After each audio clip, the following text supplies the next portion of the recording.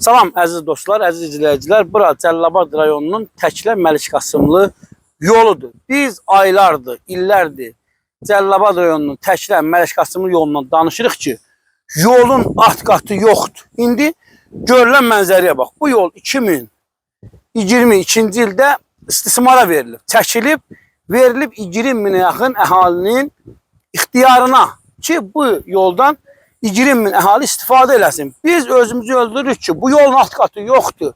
Bu yola 20 milyondan artıq vəsait ayrılıb. İndi yol darmadağındır, əziz dostlar. Bir daha xahiş edirəm, operator, çək buranı. Görürsünüz, dəyərli dostlar. Bu yolun alt qatıdır. Yoxdur. Bu asfalt burada necə qalsın? Hörmətli Azərbaycan avtomobil yolları, hörmətli adəti qurumlar, Cəlilabad rayon icra hakimiyyətinin başçısı, Cəlilabad rayonundan təmin olunan deputat dostlarımız, yəni ümumiyyətlə bu yola kim nəzarət edibsə, bunu sənin dədəyin puluna çəkməyiblər ki, bunu Azərbaycan dövləti çəkib. Təxminən 10 gün bundan qabaq qeyd elədim az öncə, Şirvanca Adnanlı yolundan çəkiliş eləyəndə biz 10 gün bundan qabaq Nadirov Cihunla mənim canlı yayımda bu yolu biz müzakirə elədik. Təklə Məlik Qasımlı yolu. Dedik ki, bu yol dağılıb, xaraba qalıb.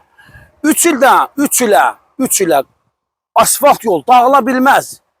İndi bariz nümunəni görürsünüz, əziz dostlar, hörmətli adəti qurumlar və bizim yayımımızdan sonra artıq 3 istiqamətdə Qara Zəncir Bayxanlı yolunda, Şirvanca Adnanlı yolunda, eyni zamanda Təklə Məlik Qasımlı yolunda əsaslı təmir işləri həyata keçirilirdi. Amma bunu vaxtında eləmək lazım idi. Vaxtında bu yolun alt qatını möhkəm eləmək lazım idi. Asfaltın üstündən yolun alt qatının materialını tökmək olmaz. Hörmətli Azərbaycan avtomobil yolları, hörmətli Cəlilabad rayon yol idarəsi, icra hakimiyyəti, yenə deyirəm, kim bu işdə zərrə qədər də günahkardırsa, onlara burada müraciət edirəm.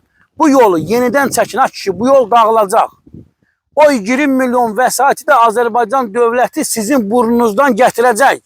Fitir-fitir gətirəcək. Çünki heç kim bu dövlətdən oğurluq eləyə bilməz. Bu yoldan az təminatlı ailələr, kənddə yaşayan insanlar istifadə edirdi. Niyə bu yolu siz bu günə qoydunuz? Hani ayrılan vəsait? Hani 20 milyon, 30 milyon vəsait ayrılıb bu yolu çəkilməklə? Biz bundan danışırıq. Və mən ümidvaram ki, bu məsələ adəti qurumların diqqətində qalacaq, xüsusən Daxili İşlər Nazirliyi, Baş Prokurorluq, Dövlət Təhlükəsizlik Xidməti məsələni nəzarətə götürüb, təkcə Cəlilabad rayonunun Təklə Məlik Qasımlı yoluna ayrılmış vəsait araşdırılsa, bəs eləyər ki, bu yoldan nə qədər yeyintilər olub. Bu yoldan daşı yiyiblər, bu yoldan asfaltı yiyiblər, mazutu yiyiblər. Yəni bu yolda bazardıqları qədər material yiyiblər. İllah ki, nəsə yesinlər. İllah ki, bu yol xaraba qalsın. Xaraba qalıb, hörmətli adəti qurumlar. Məlik Qasımlı yolunda hal-hazırda sürətlə görülür. Amma mən bu yolun yenə uzun ömürlük olmasına inanmıram. Bu yol yenə dağılacaq, yenə uçacaq. Çünki yolun alt qatı yoxdur. Yayımlarımız davam edəcək.